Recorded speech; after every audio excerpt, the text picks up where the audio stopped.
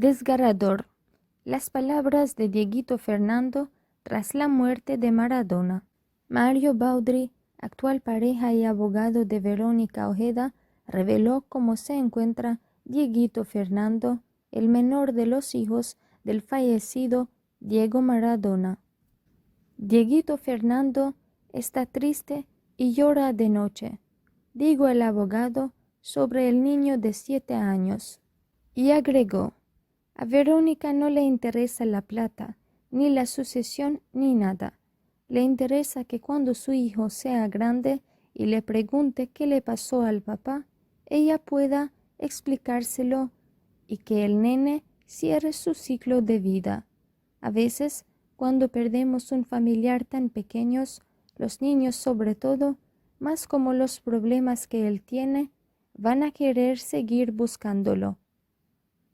Ella quiere poder explicarle qué pasó para que su hijo cierre su ciclo de vida y pueda conocer a su papá leyenda, porque Dieguito conoce a su papá, el que se tiraba en el sillón, apoyaba su cabeza en su pierna y se ponía a jugar a la tablet, o cuando se tiraba arriba de él a jugar en el pasto.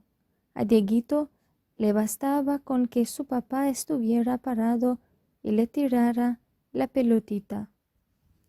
Su hijo no conoció al Maradona estrella, al Maradona leyenda, sino a su papá, explicó el abogado, quien señaló que Dieguito seguirá viendo muchos años a su padre en televisión, y en ese contexto Verónica quiere darle una respuesta, detalló Baudry.